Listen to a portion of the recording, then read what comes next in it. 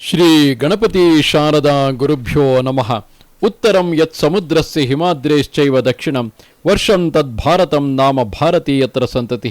ಶ್ರೋತೃಗಳಿಗೆ ಶ್ರೀ ಸ್ಕಾಂದ ಮಹಾಪುರಾಣದ 3ನೇ ಬ್ರಹ್ಮಖಂಡದ ಸೇತು ಮಹಾತ್ಮ್ಯದಲ್ಲಿ ರಾಮನಾಥ ಲಿಂಗ ಪ್ರತಿಷ್ಠಾ ಕಾರಣ ವರ್ಣನ ಅಧ್ಯಾಯಕ್ಕೆ ಸ್ವಾಗತ. ರಾಮನು ಹೇಳುತ್ತಾನೆ, ಆಂಜನೇಯ, ಪಂಪಾರಣ್ಯದಲ್ಲಿ ನೀನು ದೈನ್ಯಗೊಂಡಿದ್ದ ನನಗೂ ಸುಗ್ರೀವನಿಗೂ ಸ್ನೇಹವನ್ನು ಮಾಡಿಸಿ ಸಮಾಧಾನಗೊಳಿಸಿರುವೆ. ನೀನು ನಮಗೆ ಅತ್ಯಂತ ಉಪಕಾರವನ್ನು ಮಾಡಿದ್ದರಿಂದ ನಿನ್ನ ಹೊರತು ನಾವು ತಂದೆಯಾದ ದಶರಥನನ್ನು, ತಾಯಿಯಾದ ಕೌಸಲ್ಯೆಯನ್ನು, ಸಕಲ ಬಂಧುಗಳನ್ನು ಸ್ಮರಿಸುವುದಿಲ್ಲ. ನೀನು ನನಗಾಗಿ ಶತಯೋಜನ ವಿಸ್ತೀರ್ಣವುಳ್ಳ ಸಮುದ್ರವನ್ನು ದಾಟಿದೆ, ಮೈನಾಕನನ್ನು ಮುಷ್ಟಿಯಿಂದ ಪ್ರಹರಿಸಿದೆ, ನಾಗಮಾತೆಯಾದ ಸುರಸೆಯನ್ನು ನನಗಾಗಿ ಜಯಿಸಿದೆ, ಅತಿ ಕ್ರೂರ ರಾಕ್ಷಸಿಯಾದ ಛಾಯಾಗ್ರಹವನ್ನು ಕೊಂದೆ. ವಾನರೋತ್ತಮ, ಸಾಯಂಕಾಲ ಸುವೇಲಾಚಲವನ್ನು ಲಂಕಾಭಿಮಾನಿ ದೇವತೆಯನ್ನು ಕೈಯಿಂದ ಅಪ್ಪಳಿಸಿ ರಾವಣನ ಮನೆಗೆ ಹೋದೆ. ರಾತ್ರಿಯಲ್ಲಿ ಭಯವಿಲ್ಲದೆ ಸೀತೆಯನ್ನು ಹುಡುಕಿ ಅವಳನ್ನು ಕಾಣದೆ ಅಶೋಕವನವನ್ನು ಪ್ರವೇಶಿಸಿದೆ. ಅಲ್ಲಿ ಸೀತೆಯನ್ನು ವಂದಿಸಿ ಮುದ್ರೆಯುಂಗರವನ್ನು ಅವಳಿಗಿತ್ತು ಅವಳ ಕೈಯಿಂದ ಚೂಡಾಮಣಿಯನ್ನು ತೆಗೆದುಕೊಂಡು ಆ ವನದ ಮರಗಳನ್ನೆಲ್ಲ ಮುರಿದು ಹಾಕಿದೆ. ಬಳಿಕ ರಾವಣನಂತಿರುವ ಕಿಂಕರರೆಂಬ ಕಾಲಾಳು, ಕುದುರೆ, ರಥಗಳಿಂದ ಕೂಡಿದವರು, ಬಲಿಷ್ಠರು ಆದ 80,000 ಮಂದಿ ರಾಕ್ಷಸರನ್ನು ಕೊಂದೆ. ಅನಂತರ ಪ್ರಹಸ್ತನ ಮಗನಾದ ಜಂಬುಮಾಲಿಯನ್ನು, ಅಗ್ನಿಯಂತೆ ತೇಜಸ್ಸುಳ್ಳ 7 ಮಂದಿ ಮಂತ್ರಿಪುತ್ರರನ್ನು ಕೊಂದೆ. ಬಳಿಕ 5 ಮಂದಿ ಸೇನಾಪತಿಗಳನ್ನು ಅಕ್ಷಕುಮಾರನನ್ನು ಯುದ್ಧದಲ್ಲಿ ವಧಿಸಿರುವೆ. ತರುವಾಯ ಇಂದ್ರಜಿತ್ತುವಿನಿಂದ ರಾವಣನ ಸಭೆಗೆ ಒಯ್ಯಲ್ಪಟ್ಟು ಅಲ್ಲಿ ರಾವಣನನ್ನು ಹುಲ್ಲಿನಂತೆ ಭಾವಿಸಿ ಅವಮಾನಗೊಳಿಸಿ ಲಂಕೆಯನ್ನು ಪುಡಿಗಟ್ಟಿ ಋಷ್ಯಮುಖಕ್ಕೆ ಮರಳಿ ಬಂದಿರುವೆ. ನನಗಾಗಿ ನೀನು ಇವೇ ಮೊದಲಾದ ಮಹಾಕಷ್ಟಗಳನ್ನು ಅನುಭವ ನೆಲದ ಮೇಲೆ ಮಲಗಿರುವೆ. ನೀನು ನಿಜವಾಗಿಯೂ ಮಡಿದಿದ್ದರೆ ನಾನು ಹಸುವನ್ನು ನೀಗುವೆನು. ನೀನು ಮೃತನಾದ ಮೇಲೆ ಸೀತೆ, ತಮ್ಮಂದಿರಾದ ಲಕ್ಷ್ಮಣ, ಭರತ, ಶತ್ರುಘ್ನರಿಂದಲೂ ಸಂಪತ್ತು ರಾಜ್ಯಗಳಿಂದಲೂ ಏನು ಪ್ರಯೋಜನ? ಮಗು ಆಂಜನೇಯ, ಮೇಲಕ್ಕೇಳು, ಏತಕ್ಕೆ ನೆಲದ ಮೇಲೆ ಮಲಗಿ? ನಾನು ನಿದ್ರಿಸುವುದಕ್ಕೆ ಹಾಸಿಗೆಯನ್ನು ರಚಿಸು. ನನ್ನ ಆಹಾರಕ್ಕಾಗಿ ಗೆಡ್ಡೆ ಗೆಣಸುಗಳನ್ನು ತೆಗೆದುಕೊಂಡು ಬಾ. ಸ್ನಾನಕ್ಕೀಗ ಹೊರಡುವೆನು. ಕಲಶವನ್ನು ತೆಗೆದುಕೊಂಡು ಬಾ. ಕೃಷ್ಣಾಜಿನ ವಸ್ತ್ರ ದರ್ಭೆಗಳನ್ನು ತೆಗೆದುಕೊಂಡು ಬಾ. ಬ್ರಹ್ಮಾಸ್ತ್ರದಿಂದ ಕಟ್ಟಲ್ಪಟ್ಟ ನನ್ನನ್ನು ನೀನು ಬಿಡಿಸಿರುವೆ. ಸಂಜೀವನ ಮೂಲಿಕೆಯನ್ನು ತಂದು ಲಕ್ಷ್ಮಣನನ್ನು ಬದುಕಿಸಿರುವೆ. ರಾವಣನ ಮದವನ್ನು ಮುರಿದಿರುತ್ತೀಯೇ. ನಾನು ನಿನ್ನ ಸಹಾಯದಿಂದ ಯುದ್ಧದಲ್ಲಿ ಅತಿ ಬಲಿಷ್ಠರಾದ ರಾವಣಾದಿ ರಾಕ್ಷಸರನ್ನು ಕೊಂದು ಜಾನಕಿಯನ್ನು ಮರಳಿ ಪಡೆದನು. ಅಂಜನಾಸುತನು, ಸೀತೆಯ ದುಃಖವನ್ನು ಪರಿಹರಿಸಿದವನು ಆದ ಎಲೆ ಹನುಮಂತನೇ, ನೀನು ನನ್ನನ್ನು ಲಕ್ಷ್ಮಣನನ್ನು ಸೀತೆಯನ್ನು ಅಯೋಧ್ಯೆಗೆ ಕಳುಹಿಸದೆ ಹೇಗೆ ಹೊರಟು ಹೋಗುವೆ? ಅತಿ ವೀರನು ರಾಕ್ಷಸಾಂತಕನೂ ಆದ ನೀನು ಎಲ್ಲಿಗೆ ಹೋಗುವೆ? ಹೀಗೆ ರಾಮನು ಮಾತನಾಡದಿರುವ ಆ ಹನುಮಂತನ ವದನವನ್ನು ಕಂಡು ಗೋಳಾಡುತ್ತಾ ಕಣ್ಣೀರಿನಿಂದ ಅವನನ್ನು ನೆನೆಯಿಸಿದನು.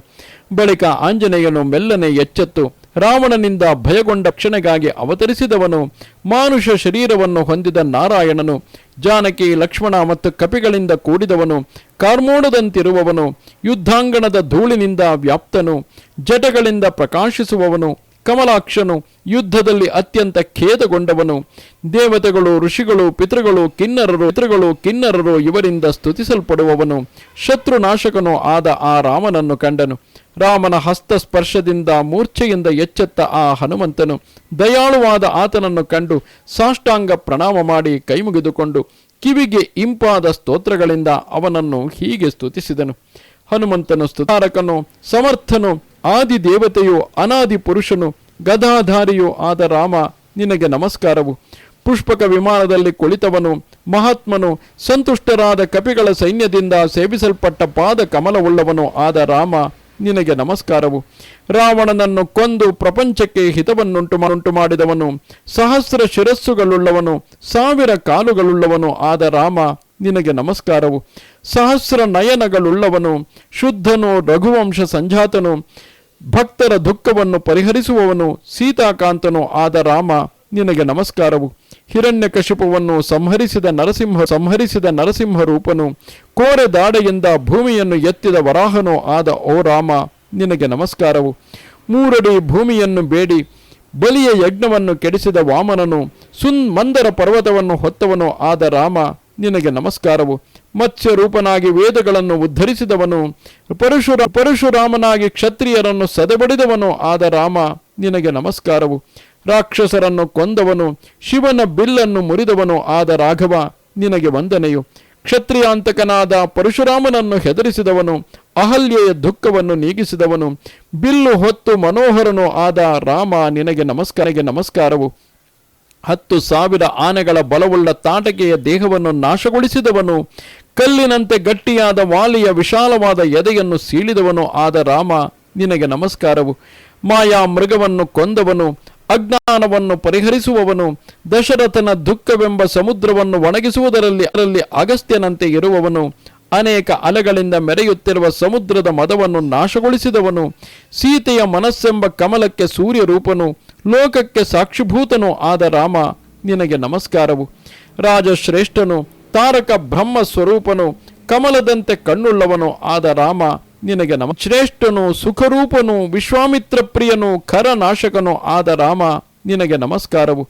ದೇವತೆಗಳಿಗೆ ಒಡೆಯನಾದ ಬ್ರಹ್ಮನಿಗೂ ಒಡೆಯನಾಗಿ ಭಕ್ತರಿಗೆ ಅಭಯವನ್ನು ಕೊಡುವವನು, ದಯಾಳುವೋ ಆದ ರಾಮ, ನಿನಗೆ ನಮಸ್ಕಾರವು. ವೇದ ವಾಕ್ಯಗಳಿಗೂ ಅಗೋಚರನಾದ ರಾಮ, ನನ್ನನ್ನು ಕಾಪಾಡು, ನನ್ನನ್ನು ಕಾಪಾಡು, ನಿನ್ನನ್ನು ಮರೆಹೊಕ್ಕಿರುವೆನು. ರಾಮ, ನೀನು ಈಗ ನನ್ನ ಅಜ್ಞಾನವನ್ನು ತೊಲಗಿಸು. ಸ್ನಾನ, ಆಚಮನ, ಭೋಜನ, ಜಾಗ್ರದವಸ್ಥೆ, ನಿದ್ರೆ, ಸುಷುಪ್ತಿಗಳೇ ಮೊದಲಾದ ಸಮಸ್ತ ಅವಸ್ಥೆಗಳಲ್ಲಿಯೂ ನನ್ನನ್ನು ಕಾಪಾಡು. 3 ಲೋಕಗಳಲ್ಲಿ ನಿನ್ನ ಮಹಾತ್ಮೆಯನ್ನು ಹೊಗಳಲು ಸಮರ್ಥರಾರು. ನೀನೇ ನಿನ್ನ ಮಹಾತ್ಮ್ಯವನ್ನು. ಆಂಜನೇಯನು ದಯಾಳುವಾದ ರಾಮನನ್ನು ಹೀಗೆ ಸ್ತುತಿಸಿ ಭಕ್ತಿಯಿಂದ ಸೀತೆಯನ್ನು ಸ್ತೋತ್ರ ಮಾಡಿದನು. ಸಮಸ್ತ ಪಾಪಗಳನ್ನು ಪರಿಹರಿಸುವವಳು, ಬಡತನವನ್ನು ನೀಗಿಸುವವಳು, ಭಕ್ತರ ಇಷ್ಟಾರ್ಥಗಳನ್ನು ನೀಡುವವಳು, ಜನಕನ ಮಗಳು, ಶ್ರೀರಾಮನಿಗೆ ಆನಂದವನ್ನು ಉಂಟು ಮಾಡುವವಳು ಆದ ಓ ಜಾನಕಿಯೇ, ನಿನಗೆ ನಮಸ್ಕಾರವು. ಭೂದೇವಿಯ ಮಗಳು, ವಿದ್ಯಾರೂಪಳು, ಪ್ರಕೃತಿ ಸ್ವರೂಪಳು, ಮಂಗಳಕರಳು, ರಾವಣನ ಸಂಪತ್ತನ್ನು ನಾಶಗೊಳಿಸಿದವಳು, ಸರಸ್ವತಿ ರೂಪಳು, ಭಕ್ತ ಪ್ರಿಯಳು ಆದ ಎಲವು ಸೀತೆಯೇ, ನಿನಗೆ ನಮಸ್ಕಾರವು. ಪತಿವ್ರತೆಯರಲ್ಲಿ ಅಗ್ರಗಣ್ಯಳು, ಅನುಗ್ರಹವನ್ನು ಮಾಡುವವಳು, ಸಂಪತ್ತಿನ ರೂಪಳು, ನಿರ್ದುಷ್ಟಳು, ನಾರಾಯಣ ಪ್ರಿಯಳು ಆದ ಜಾನಕಿಯೇ, ನಿನಗೆ ನಮಸ್ಕಾರವು. ಪರಬ್ರಹ್ಮ ವಿದ್ಯೆಯ ರೂಪಳು, ವೇದ ಸ್ವರೂಪಳು, ಪಾರ್ವತಿ ರೂಪಳು ಆದ ಓ ಸೀತೆ, ನಿನಗೆ ನಮಸ್ಕಾರವು. ಚಂದ್ರ ಸಹೋದರಿಯು, ಸರ್ವಾಂಗ ಸುಂದರಳು, ಧರ್ಮಗಳಿಗೆ ಆಶ್ರಯಳು, ದಯಾವತಿಯು, ವೇದ ಮಾತೆಯು ಆದ ಓ ಸೀತೆ, ನಿನ್ನನ್ನು ನಾನು ನಮಸ್ಕರಿಸುತ್ತೇನೆ. ಪದ್ಮದಲ್ಲಿ ನೆಲೆಸಿದವಳು, ಕಮಲವನ್ನು ಕೈಯಲ್ಲಿ ಹಿಡಿದವಳು, ವಿಷ್ಣುವಿನ ಎದೆಯಲ್ಲಿ ಇರುವವಳು, ಚಂದ್ರನಲ್ಲಿ ನೆಲೆಸಿರುವವಳು, ಚಂದ್ರಮುಖಿಯು ಆದ ನಿನ್ನನ್ನು ನಮಸ್ಕರಿಸುತ್ತೇನೆ. ಆನಂದವನ್ನು ಉಂಟು ಮಾಡುವವಳು, ಮಂಗಳಕರಳು, ಪತಿವ್ರತೆಯು, ಪ್ರಪಂಚಕ್ಕೆ ಮಾತೆಯು, ಶ್ರೀರಾಮಚಂದ್ರನ ಪ್ರಿಯಪತ್ನಿಯುಗಳಾದ ಸಕಲ ಅವಯವವುಳ್ಳವಳು ಆದ ಸೀತೆಯನ್ನು ಮನಸ್ಸಿನಿಂದ ಸೇವಿಸುತ್ತೇನೆ. ಶ್ರೀ ಸೂತನು ಹೇಳುತ್ತಾನೆ, ಹನುಮಂತನು ಹೀಗೆ ಸೀತಾರಾಮರನ್ನು ಭಕ್ತಿಯಿಂದ ಸ್ತುತಿಸಿ ಆನಂದ ಬಾಷ್ಪಗಳಿಂದ ಒದ್ದೆಯಾದ ಕಣ್ಣುಗಳುಳ್ಳವನಾಗಿ ಸುಮ್ಮನಾದನು. ಆಂಜನೇಯನು ಹೇಳಿದ ಪಾಪವನ್ನು ನೀಗಿಸುವ ಸೀತಾರಾಮರ ಈ ಸ್ತೋತ್ರವನ್ನು ನಿತ್ಯವೂ ಪಠಿಸುವ ಹೆಚ್ಚಾದ ಸಂಪತ್ತನ್ನು, ಇಷ್ಟಾರ್ಥವನ್ನು ಹೊಂದುವನು. ಈ ಸ್ತೋತ್ರವನ್ನು 1 ಸಾರಿ ಪಠಿಸುವವನು ಹೊಲ, ಗದ್ದೆ, ಧಾನ್ಯ, ಹಾಲನ್ನು ಕೊಡುವ ಹಸುಗಳು, ಆಯಸ್ಸು, ವಿದ್ಯೆ, ಪುತ್ರರು, ಸುಂದರಿಯಾದ ಪತ್ನಿ ಇವರನ್ನು ಪಡೆಯುವನು. ನರಕವನ್ನು ಹೊಂದುವುದಿಲ್ಲ. ಬ್ರಹ್ಮಹತ್ಯೆ ಮೊದಲಾದ ಅವನ ಮಹಾಪಾತಕಗಳು ನಾಶವಾಗುವವು. ಹೀಗೆ ಸಕಲ ಪಾಪ ಮುಕ್ತನಾಗಿ ದೇಹಾವಸಾನದಲ್ಲಿ ಮೋಕ್ಷವನ್ನು ಪಡೆಯುವನು. ಆಂಜನೇಯನು ಈ ರೀತಿ ಸ್ತುತಿಸಲು ಜಗನ್ನಾಥನಾದ ರಾಮಚಂದ್ರನು ಸೀತೆಯೊಡನೆ ಹನುಮಂತನನ್ನು ಕುರಿತು ಇಂತೆಂದನು. ಶ್ರೀರಾಮನು ಹೇಳುತ್ತಾನೆ, ವಾನರೋತ್ತಮ, ನೀನು ಅಜ್ಞಾನದಿಂದ ಇಂತಹ ಸಾಹಸ ಕಾರ್ಯವನ್ನು ಮಾಡಿರುವೆ. ನಾನು ಪ್ರತಿಷ್ಠಾಪಿಸಿದ ಈ ಲಿಂಗವನ್ನು ಬ್ರಹ್ಮನಾಗಲಿ, ವಿಷ್ಣುವಾಗಲಿ, ಇಂದ್ರಾದಿ ದೇವತೆಗಳಾಗಲಿ ಯಾರೂ ಕೀಳಲಾರರು. ನೀನು ಶಿವನಿಗೆ ಅಪರಾಧ ಮಾಡಿದುದರಿಂದ ಮೂರ್ಛೆಗೊಂಡು ಬಿದ್ದಿರುವೆ.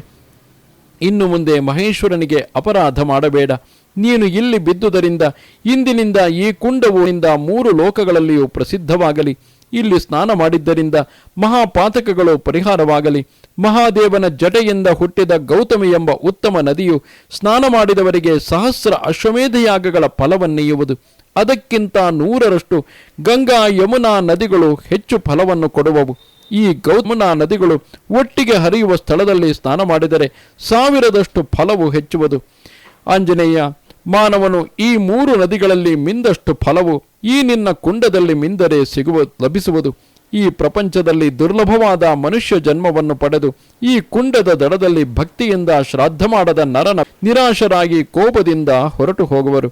ಹನುಮತ್ ಕುಂಡದ ದಡದಲ್ಲಿ ಸ್ನಾನ ಹೋಮಗಳನ್ನು ಮಾಡದ ನರನಲ್ಲಿ ಮುನಿಗಳು, ಇಂದ್ರಾದಿ ದೇವತೆಗಳು, ಚಾರಣರು ಕೋಪಗೊಳ್ಳುವರು. ಆ ಮನುಷ್ಯನ ಬಾಳು ನಿಷ್ಫಲವಾಗುವುದು. ಅವನು ಇಹಪರಗಳಲ್ಲಿ ದುಃಖಗಳನ್ನು ಅನುಭವಿಸುವನು. ಇಲ್ಲಿ ತಿಲತರ್ಪಣವನ್ನು ಮಾಡಿದವನ ಪಿತೃಗಳು ಸಂತುಷ್ಟರಾಗುವರು. ಅವರು ತುಪ್ಪದ ಕಾಲುವೆಗಳನ್ನು ಕುಡಿಯುವರು. ಶ್ರೀ ಸೂತನು ಹೇಳುತ್ತಾನೆ, ಆಂಜನೇಯನು ಶ್ರೀರಾಮನು ಹೇಳಿದ ಈ ಮಾತನ್ನು ಕೇಳಿ ಆತನ ಆಜ್ಞೆಯಿಂದ ತಾನು ತಂದ ಶಿವಲಿಂಗವನ್ನು ರಾಮನಾಥ ಲಿಂಗದ ಉತ್ತರ ದಿಕ್ಕಿನಲ್ಲಿ ಪ್ರತಿಷ್ಠೆ ಮಾಡಿದನು. ಎಲ್ಲರ ಮುಂದೆ ಶಿವನು ಕಪಿಯ ಬಾಲವನ್ನು ಸುತ್ತಿದುದರಿಂದ 3 ದಿಸುಕ್ಕುಗಳನ್ನು ಧರಿಸಿದನು. ಆಂಜನೇಯನು ಆ ಶಿವಲಿಂಗದ ಉತ್ತರ ದಿಕ್ಕಿನಲ್ಲಿ ಗೌರಿಯನ್ನು ಪ್ರತಿಷ್ಠೆ ಮಾಡಿದನು. ಶ್ರೀ ಸೂತನು ಹೇಳುತ್ತಾನೆ, ಎಲೈ ವಿಪ್ರರೇ, ರಾಮನು ಈ ಸೇತುವೆಯಲ್ಲಿ ಮಾನವರಿಗೆ ಭಕ್ತಿ ಮುಕ್ತಿಗಳನ್ನೀಯುವ ರಾಮನಾಥಲಿಂಗವನ್ನು ಪ್ರತಿಷ್ಠೆ ಮಾಡಲು ಕಾರಣವನ್ನು ತಿಳಿಸಿರುವೆನು. ಈ ಅಧ್ಯಾಯವನ್ನು ಪಠಿಸುವವನು, ಒಮ್ಮನಸ್ಸಿನಿಂದ ಕೇಳುವವನು ಈ ಲೋಕದಲ್ಲಿ ಪಾಪ ಮುಕ್ತನಾಗಿ ಶಿವಲೋಕದಲ್ಲಿ ಪೂಜ್ಯನಾಗುವನು. ಇಲ್ಲಿಗೆ 81,000 ಶ್ಲೋಕಗಳ ಸಂಹಿತೆಯೆಂದು ಪ್ರಸಿದ್ಧವಾದ ಶ್ರೀ ಸ್ಕಾಂದ ಮಹಾಪುರಾಣದ 3ನೆಯ ಬ್ರಹ್ಮಖಂಡದ ಸೇತು ಮಹಾತ್ಮ್ಯದಲ್ಲಿ ರಾಮನಾಥ ಲಿಂಗ ಪ್ರತಿಷ್ಠಾ ಕಾರಣ ವರ್ಣನವೆಂಬ 46ನೆಯ ಅಧ್ಯಾಯವು ಮುಗಿದುದು. ನಮಸ್ತೆ ಶಾರದೆ ದೇವಿ ಕಾಶ್ಮೀರ ಪುರವಾಸಿನಿ ತ್ವಾಮಹಂ ಪ್ರಾರ್ಥಯೇ ನಿತ್ಯಂ ವಿದ್ಯಾದಾನ